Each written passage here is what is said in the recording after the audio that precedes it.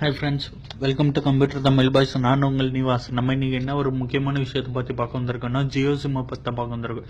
இப்போதைக்கு மார்க்கெட்டில் ஜியோ சிம் ஃப்ரீயாக தான் இருக்குது.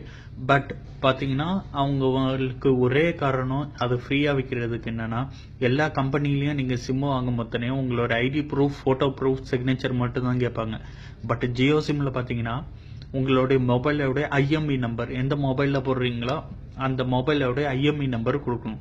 அது என்ன காரணம் அவங்க ஐஎம்இ நம்பர் கேட்குறாங்கன்னா, இப்போ நீங்கள் உங்கள் ஐஎம்இ நம்பரை கொடுத்தா அவங்க கான்ட்ராக்ட், அதாவது அவங்க அப்ளிகேஷனில் கீழே வந்து மென்ஷன் பண்ணியிருப்பாங்க. அதில் நீங்கள் சைன் பண்ணிட்டீங்கனாலே உங்கள் மொபைலில் நீங்கள் வேறு எந்த சிம்மு போட்டாலும் ஒர்க் ஆகாது. ஏர்டெல், பிஎஸ்என்எல் அதுமாதிரி எந்த சிம்மு போட்டாலும் ஒர்க் ஆகாது.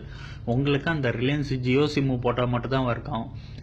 அதே மாதிரி அந்த சிம் ஆக்டிவேட் ஆன நிமிஷத்துலேருந்து நீங்கள் எத்தனை சிம் வேணாலும் மாற்றி பாருங்கள், உங்கள் ஃபோனில் அது ஒர்க் ஆகாது.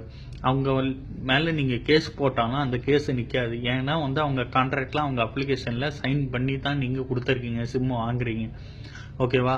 சரி பரவாயில்ல இருக்கட்டும், அவங்க கான்ட்ராக்டில் நான் கண்டினியூ பண்ணுறேன்னு நீங்கள் நினச்சிங்கன்னா, ஃபஸ்ட்டு 3 மாதம் 4 மாதத்துக்கு உங்களுக்கு அவன் கொடுத்துருக்கானே local calls, voice calls free, internet data ஃப்ரீன்னு அவங்க டேரிஃப்லேயே கண்டினியூ பண்ணுறேன்ட்டு நீங்கள் முடிவு எடுத்தீங்கன்னா 3 மாதத்துக்கு அப்புறம் அவன் டேரிஃபை 3 மடங்கு அவன் அதிகப்படுத்துவான்னு அதிலே டிக்ளேர் பண்ணிடுறான். நீங்கள் இதை பற்றி டவுட் இருந்தால் இன்டர்நெட்டில் கூகுளில் போயிட்டு ஜியோ டேர்ம்ஸ் அண்ட் கண்டிஷன்னு டைப் பண்ணி பாருங்கள். அத்தனையும் நீங்கள் படிச்சிங்கன்னா உங்களுக்கு புரியும். ஓகேவா? இதை உங்கள் ஃப்ரெண்ட்ஸுங்களுக்கும் ஷேர் பண்ணி விடுங்க.